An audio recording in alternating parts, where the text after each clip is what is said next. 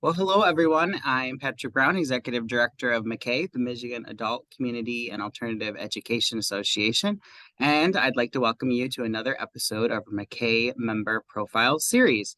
This series we launched to profile the members of our association, have them share their stories, and talk about the awesome programming that they're doing.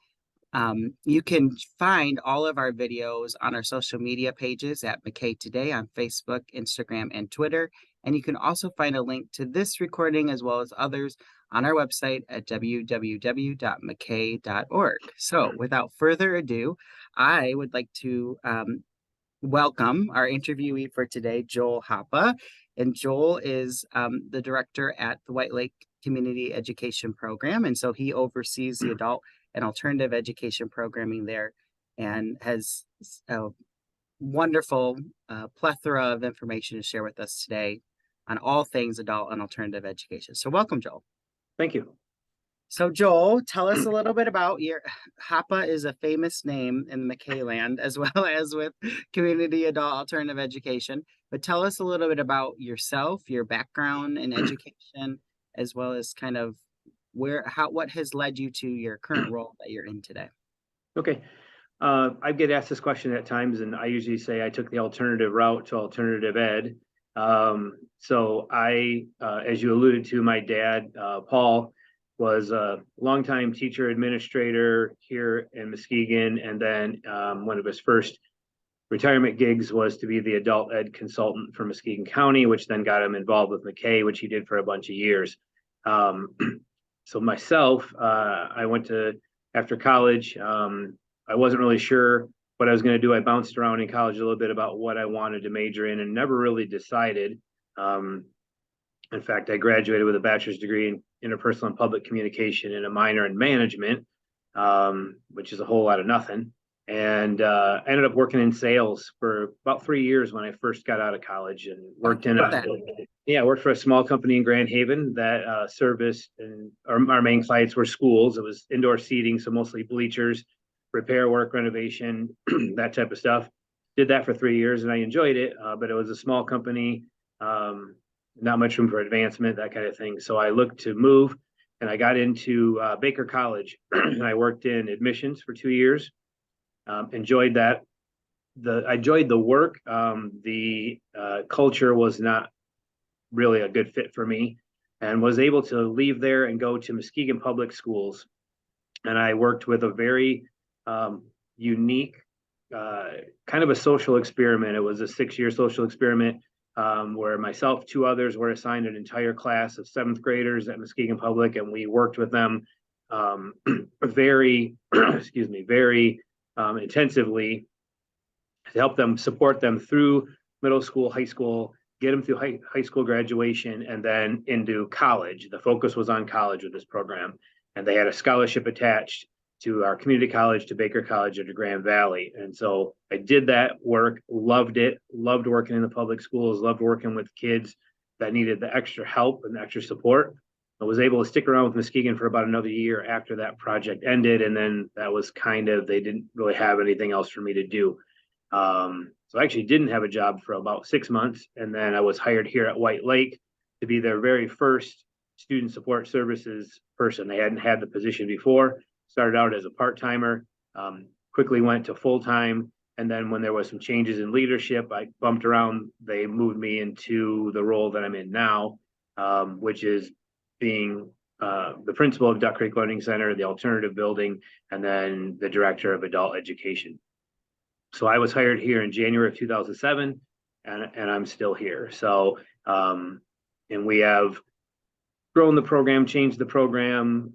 There's been a lot of twists and turns over the years, but really have focused in my time here on adding supports for students. Removing barriers has really been our biggest focus. And then simultaneously, in those early years especially, cultivating a team that wants to be here for the right reasons, and truly has a heart for the students and that we serve. Absolutely. So quite the journey that you've taken there. Yeah. We would be remiss if we didn't acknowledge that you spent a little bit of time at Central, right? I did. So representing the chips, I always Yes, gotta, sir. yeah, give everybody their opportunity to Yep. represent their university or their college. And I know that there are a lot of adult alternative community ed folks that have gone through Central. So have to acknowledge that for sure. Yeah. But so you actually, when you're talking about the seventh grade instructional experience, you followed that group all the way through their high school experience. Yep. We picked up an entire class. So back then, Muskegon had two middle schools. So we were assigned to one of the middle schools in particular. And we got that entire class there. So it was around 260 or 70 kids. And there was three of us. And then we had someone we reported to. So I had about 80, 85 kids that were assigned to me in seventh grade. We did stuff, obviously, the whole group, but my first responsibility was to my caseload, if you will, and working with them and their families, supporting them, keeping them and helping them stay in school, encouraging them. And then obviously we added, along with the school experience, there was a lot of after school stuff. And then during breaks and summer breaks, we toured colleges, employers, careers, all those types of things to help open their eyes to the possibilities that were out there if they finished high school and also got a college degree. The bonus for them was if they went on to college at MCC or at Baker or at Grand Valley, they had a full ride. They had to get in. They weren't guaranteed in. Like they didn't just walk into Grand Valley because they were in LEAD 2005. But if they got into the school on their merits, everything was covered for them, which is obviously, as we know, is a huge thing to have. That was something we had to continually sell to our students. Keep in touch with any of those families or students? I mean, that you just spent a lot of time with them. So Yeah, we did, and you got to remember that was a long time ago, so there wasn't quite as much electronic connectivity. I am friends with a few of them on Facebook and other things, and there's some that are still around. I saw one of them last week at the gas station. So I still do see some of them here and there, not super intentionally, more running into somebody at the gas station or through social media stuff. I think it's always interesting because I think as educators, we don't think about the number of students that we maybe impact in our profession and in our career. And so just within that, even that little microcosm of the one part of your career, the hundreds of students that Yeah. impacted and worked with, and then extrapolate that out over into what we're going to talk about next, your current role. Just kind of interesting. And then you're a very humble person and you don't always think in those terms, but I'm happy to point that out for you and elevate that up for you.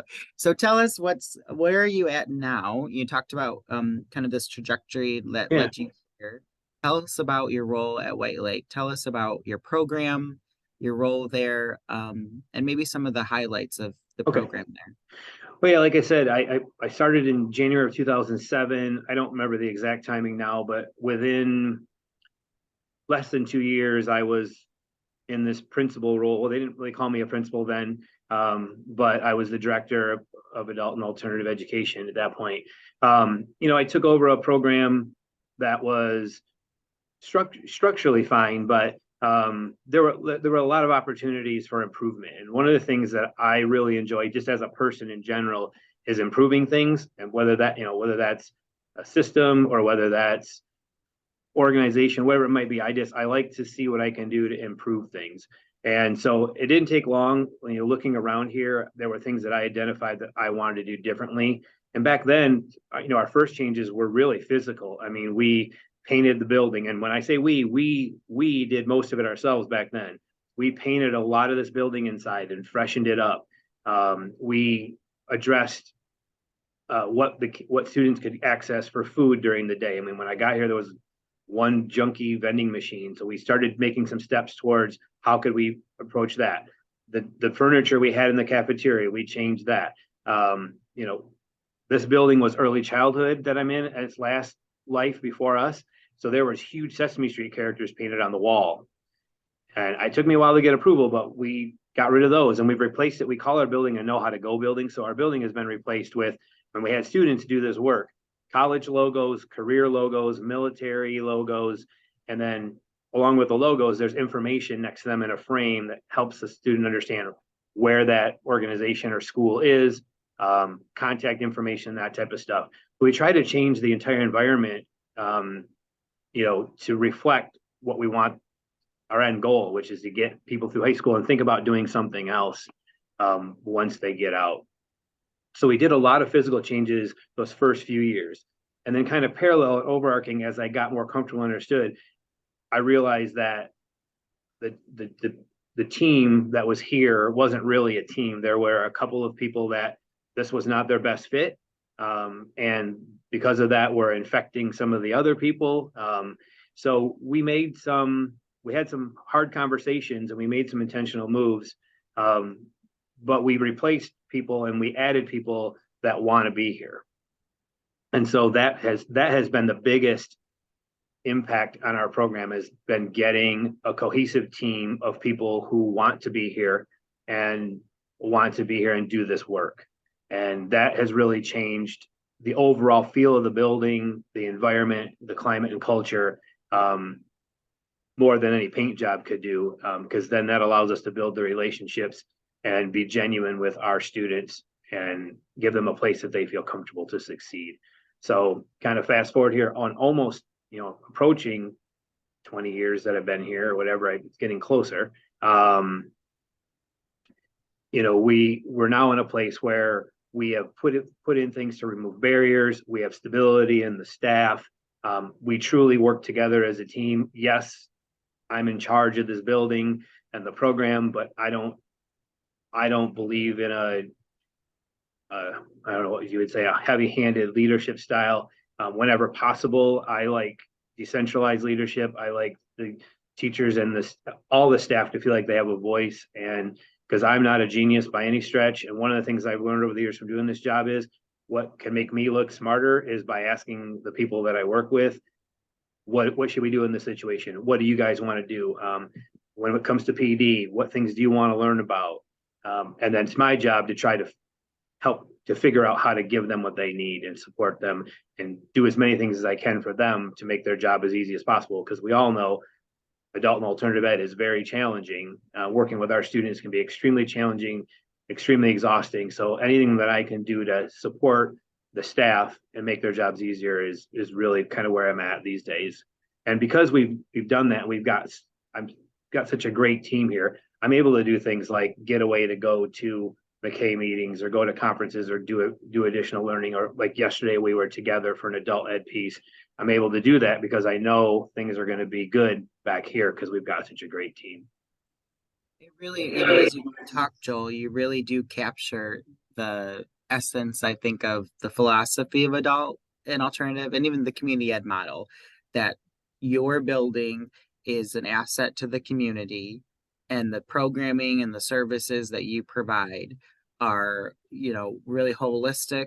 They're a wraparound approach, and they're individualized. And that's a culture shift from regular K-12. Sometimes it's a culture shift from some of the accelerated programming that happenings like, in businesses. And I just think it's worth mentioning that you've so eloquently articulated that, because that is the essence of what these programs do.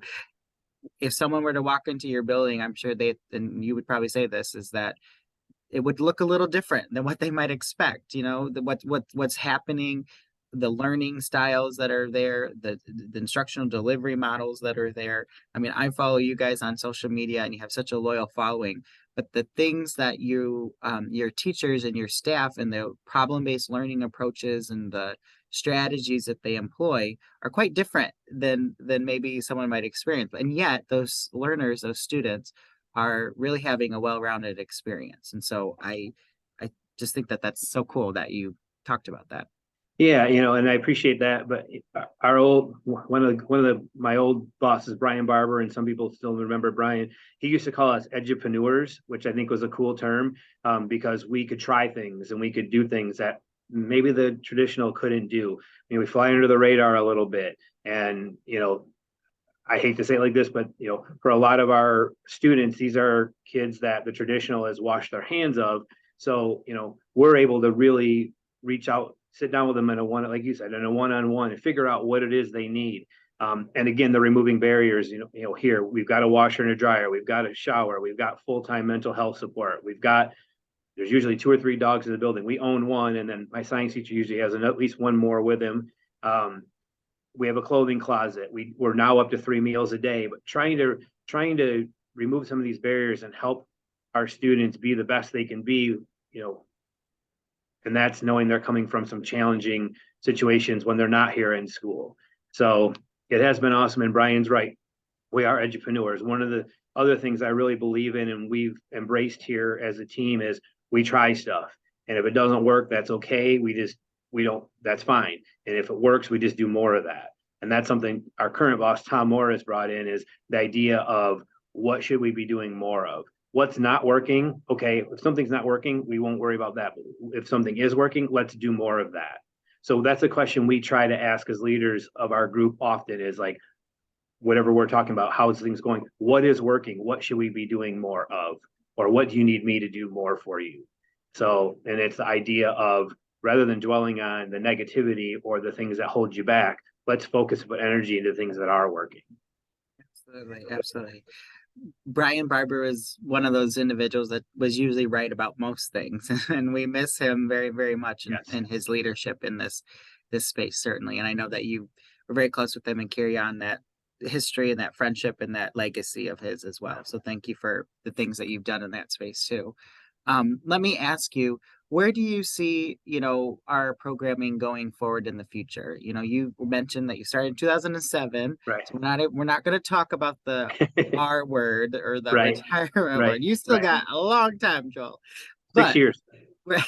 who's counting, right? Right. But where do you see kind of the trajectory of programming? And I ask this as we come out of the pandemic, as we come out of and are racing into, the next really 25 years of the century. Where do you see, the trajectory and so many shifts in business and education, and where do you see kind of the programming or the hot button issues in adult and alternative ed? So for alternative ed, it's clearly the middle school student. We identified this about 4 or 5 years ago, and Tom and I actually addressed because we didn't really talk about this, but my program serves 5 locals, actually 6 now. We just had somebody join, so 6 locals. But about 4 or 5 years ago, we were at 5 locals. We went to them and said, "Hey, we're getting a lot of inquiries from middle school students. You guys are suspending them or expelling them. They have to be in school. They're calling us. Should we create a middle school program?" Nope, nope, nope, nope, nope. Well, it has happened. However, organically by default, it has happened. And if I had the space in the room, I could probably at least double the amount of middle schoolers I'm serving right now. I finally had to tell the districts right now we're full. We're building another Brian Barber thing. We're building this plane while we're flying it. I've got one teacher that's working with middle school students, but the demand is huge. What we're seeing just in general is that the age of our student is the average age is dropping. When I got here, it was like 17 years and 3 months. I haven't done the math recently, but when we did it last, we were dropping into like the 16 ones, but we have a ton of kids in the 12, 13, 14 range.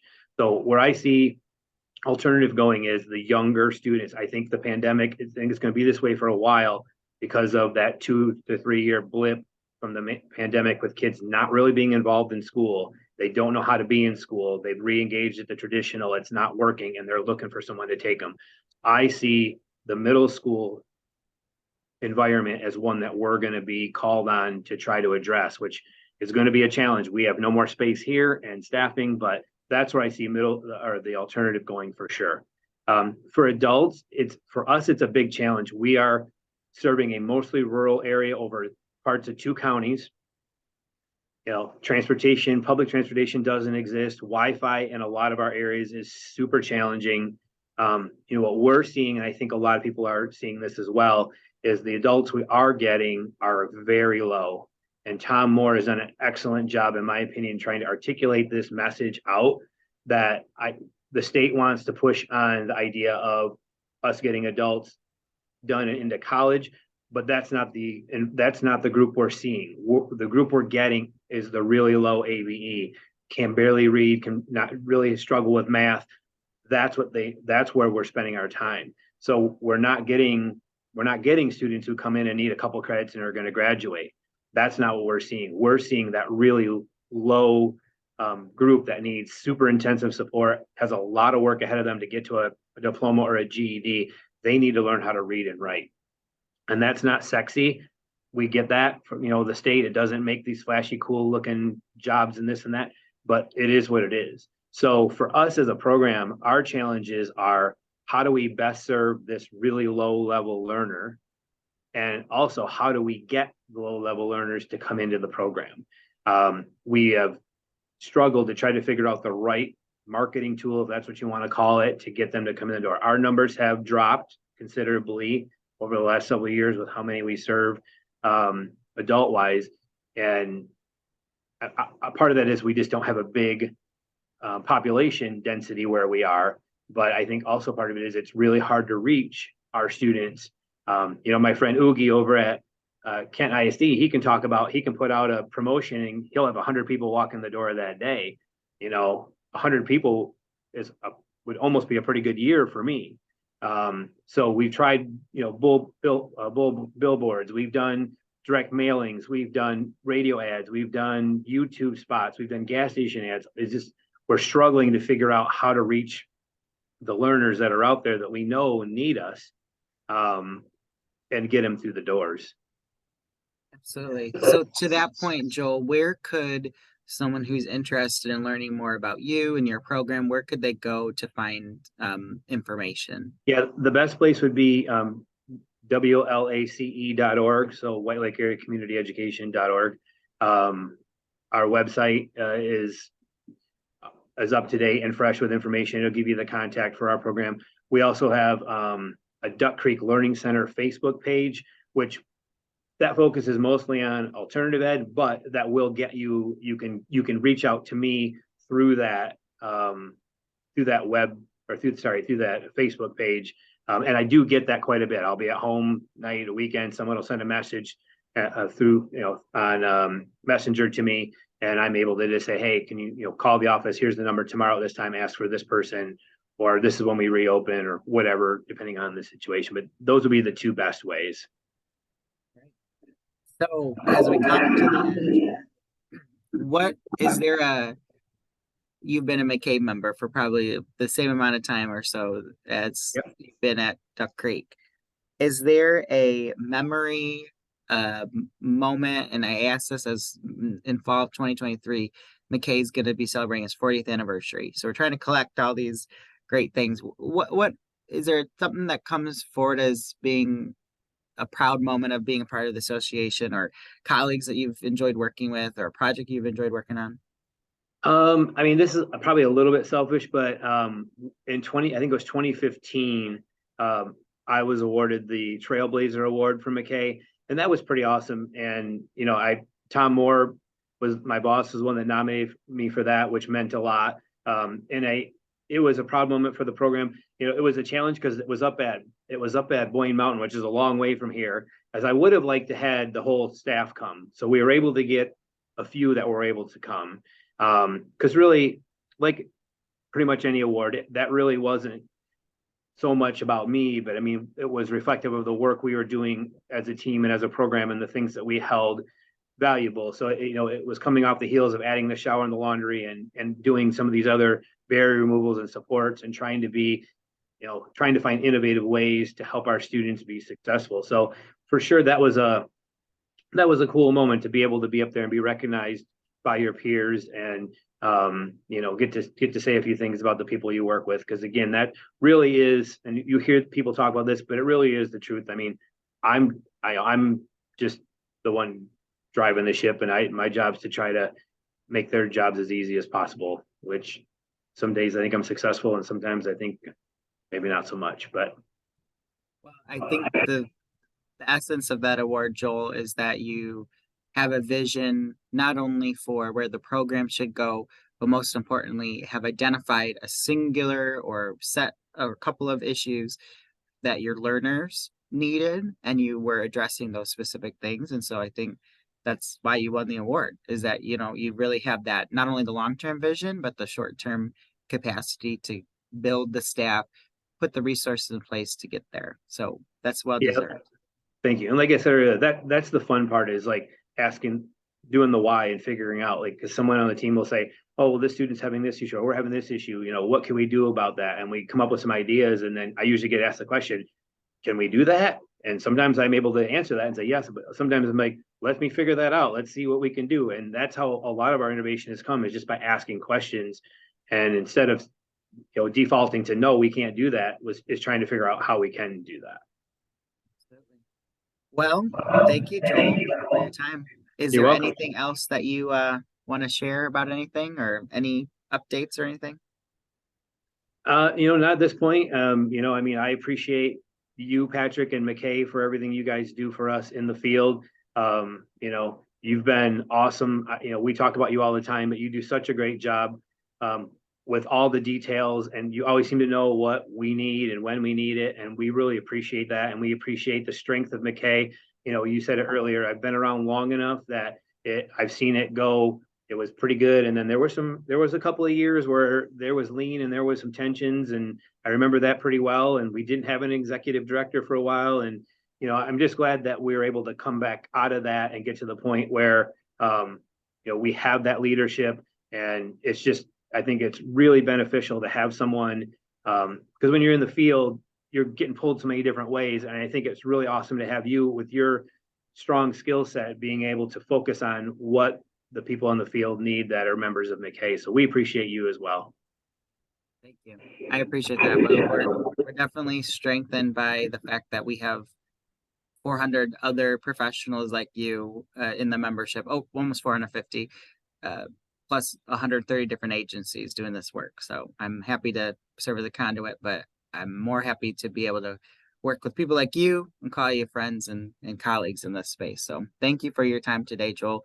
We so appreciate you. Again, to our audience, you'll be able to watch this video on our website at macae.org, as well as on our social media platforms at MACAE, MACAE Today. So we will see you next time very soon. And I would like to thank again Joel for his time. Take care.